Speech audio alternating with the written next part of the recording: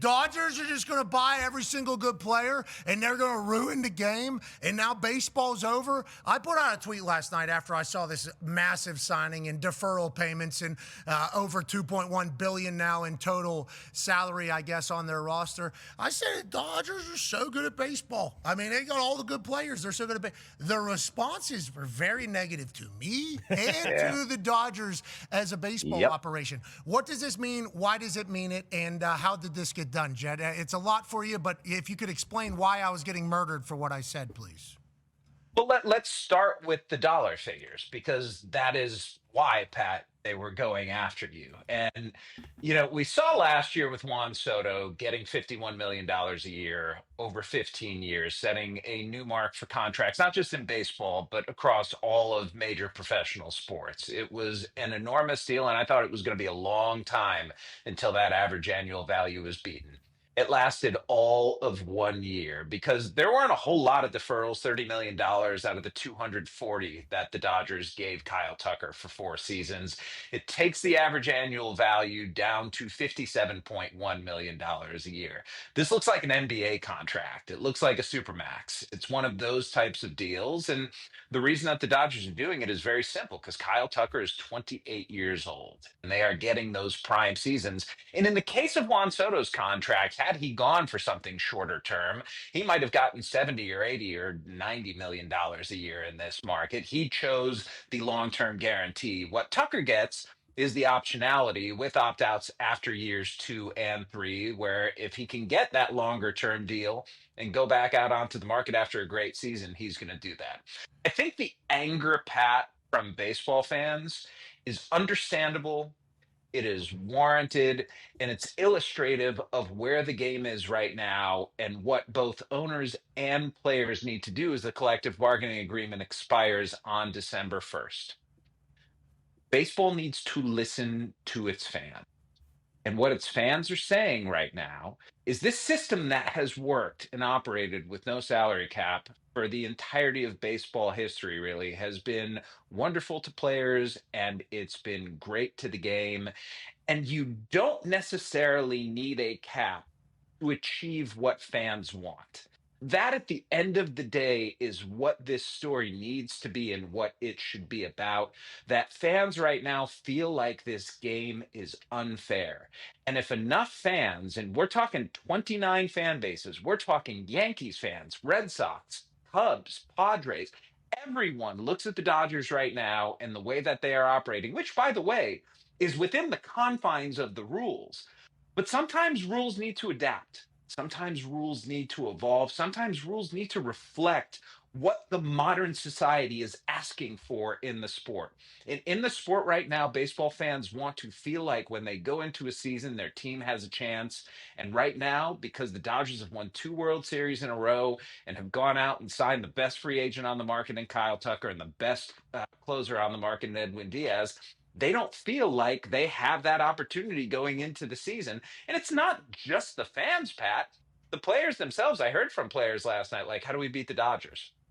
And baseball's the kind of game where the best team doesn't always win.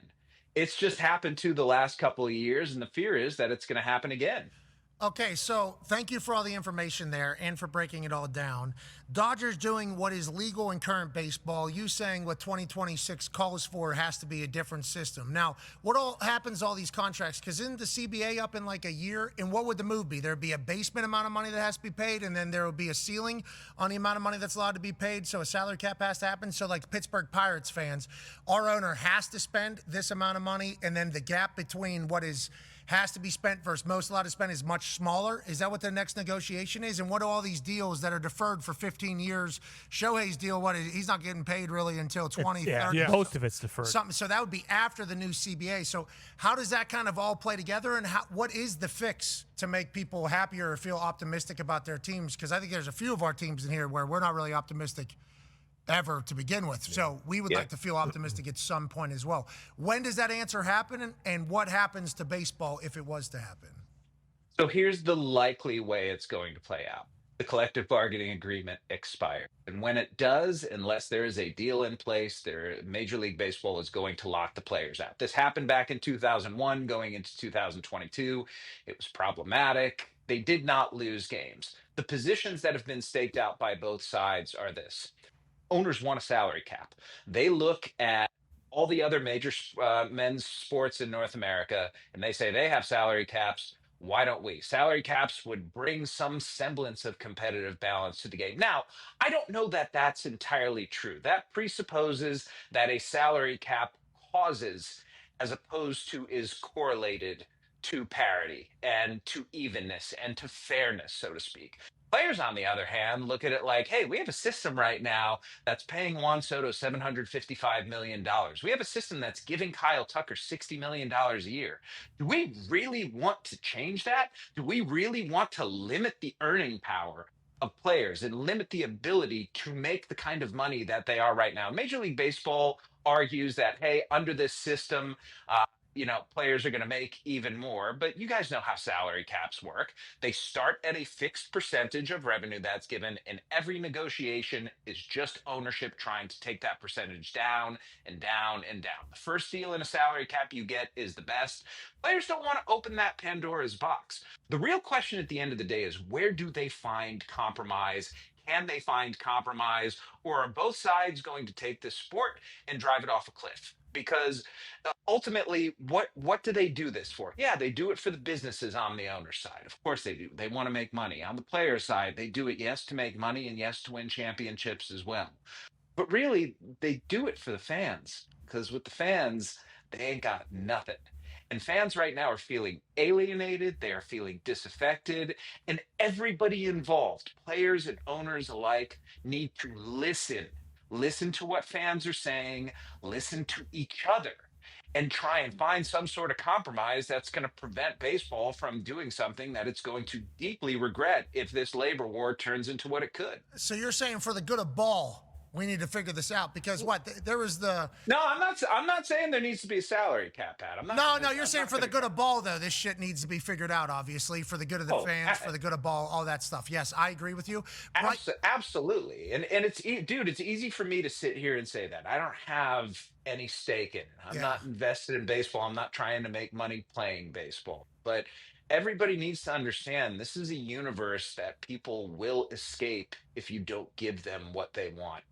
Yeah, fans have proven, especially over the last 10 years or so, that they will say, nah, we're not doing that anymore, and almost protest actively what you have going on. Obviously, hopefully for baseball, that's not the case. I don't know if you're getting an update right now. We will certainly love. Yeah, I just got some news. JT Realmuto is going back to Philadelphia. 3 years, $45 million. Come on. Hey, congratulations. Realmuto's the real deal. It's a good get. That's a great gift for Philadelphia. Wanted him in Boston. Is that 15 per there? Is that what that is? 345? Yeah, that's what it looks like. And look, the Phillies were in on Bo Bichette. And Bo Bichette earlier today, we talk about Kyle Tucker's deal, 4 years and $240 million. Bo Bichette got 3 years and $126 million from the New York Mets. So really the fallout from the Kyle Tucker deal last night, he goes to the Dodgers when everybody was thinking it's going to be the Mets or it's going to be the Toronto Blue Jays.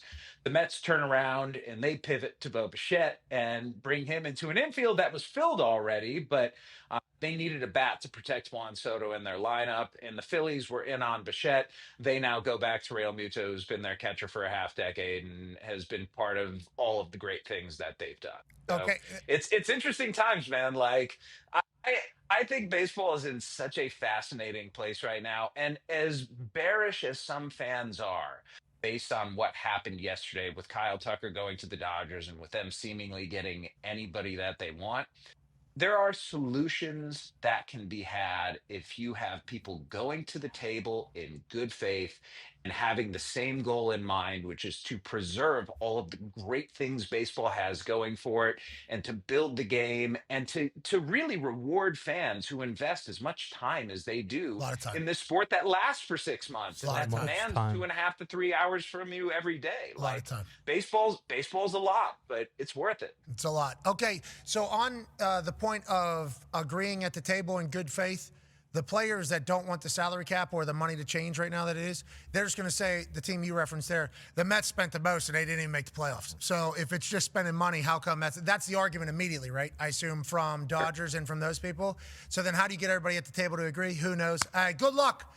Good luck over there. We're pulling for all parties for the good of ball because we're getting interested. But there's another story out there that you guys have. Arbitration or something, which is a wild thing that baseball has that no other sport that I know has. Go ahead, Ty. Yeah, Jet, is there any kind of update on Tarik Skubal? Because I think a lot of people assumed that he was going to be traded at the winter meetings, like any of the reporters you talked to. Like that was obviously a hot topic of discussion. Then we saw his ARB number was much different than what the Tigers wanted to pay him. Is there any update there? Because I think that, the Kyle Tucker thing is one thing, but I think if Skubal were to get traded to the Dodgers, which is kind of what everyone just assumed when this first got brought up, I think that would send things into much more of a fever pitch. What's going on there? The Skubal situation, I'll lay it out accordingly. And it's fascinating because Tarik Skubal is the best pitcher in the world. He and Paul Skeens both. I mean, they're absolutely incredible. And the way arbitration works, guys, is that after your third year as a big leaguer, you essentially get to argue for your salary. You can say to the team, I believe, based on past comparable players, am worth this much. The team then comes back and says, we believe you are worth this much. 90+% of guys wind up settling somewhere in the middle. But those that don't settle can go to an arbitration hearing, which is where you have the two sides. Each has given a specific number of salary that they want. In this case, Tarik Skubal has put $32 million out there, higher than anyone has ever gotten into the arbitration system. And the Tigers countered at $19 million, which they believe is fair based on the comparables. And they essentially spend 3 hours arguing back and forth in front of a three-person panel. And at the end of the day, that three-person panel picks which side it wants. There's no in between once you get into the hearing room. So you've got this enormous gap, this enormous disparity. And the most fascinating part to me is that Tarik Skubal is one of the 8 players on the Major League Baseball Players Association Executive Subcommittee. Which means he is one of the 8 most powerful players in baseball because he's going to be sitting at the bargaining table across from Major League Baseball as they're trying to hash out all of these issues. And this is almost like Skubal saying, as players have in the past, you know what? In the position that I'm in right now, with as much juice as I have as a player, I'm going to go and try and make gains for the player population. I'm going to go into that room, and the lawyers around me are going to argue to this panel that I'm the best damn pitcher in the world. I have won 2 straight Cy Youngs. How can you possibly not pay me at the level of other players like a Zach Wheeler who's making, $40+ million? Like a Dylan Cease, who this offseason signed for $30 million. There are going to be those comparable players. And Skubal, because the system allows players in their final year of arbitration to compare themselves to free agent contracts, he's going to go in there and do that. And if this gets to hearing, if there is no settlement, it's going to be an incredible decision that I think is one of those pieces that when we look back historically on this, I think the Tucker contract is going to be one of those flashpoints. I think the Skubal arbitration case, we're building all of these interesting elements that ultimately are going to lead to this negotiation that's going to chart the course of baseball going forward. We appreciate all the information on baseball. Baseball is interesting. Baseball is cool. Off the field, baseball is awesome as well. The most ever given in MLB arbitration, $31 million. To Juan Soto, who settled with the Yankees in 2024. Shohei Ohtani set a mark at $30 million in 2023. Okay, the highest ever awarded in a hearing was lower though. To $19.9 million. Vladimir Guerrero Jr. Okay, there it is. Yep. Don't test me, McAfee. I appreciate and respect your knowledge there. So when Skeens walks in this thing, this is going to happen to Skeens. What, after this season? Yeah, after the season. Oh no! And then this would be when he would be gone, huh? No, we're signing him for a big deal. No. Dodgers. You got 4 seasons of control of Paul Skeens. He has now, because he won Rookie of the Year his first year, he got a full year of service, even though he wasn't there opening day. That's essentially an incentive to call guys up at the beginning of the season, because if they win an award, they get that full year. But after that 3rd season, Pat, you go into arbitration for 3 different years. And so Tarik Skubal is in his 3rd year of arbitration right now. And then that deal is for how long? It depends. I mean, what if the team doesn't want to pay it? They have to, or they'll trade the guy. But that's what I'm talking about here for Paul Skeens. In this case, though, Pat, arbitration is still like the salaries are dwarfed compared to free agency. That first year of arbitration, because it's based on past comparables, you're not looking at much more than $8 to $10 million. Like that first year, still going to be depressed. That second year, still going to be depressed. That third year is when he could go out and ask for a lot. But the aphorism, Pat, is true. There is no such thing as a bad 1 year contract. And I think those shorter term deals with Kyle Tucker and Bo Bichette sort of illustrate that, teams are much more willing to give those high dollars for those prime years than they are to pay a guy when he's 38, 39, 40. Interesting. Or they could be doing salary cap gymnastics like the NFL folks do, where the more years you can spread out the money on, and the only thing that really matters is the first couple. It's a wild time in baseball. We'll certainly follow it. You're the man. Ladies and gentlemen, Jet Passan. Yeah.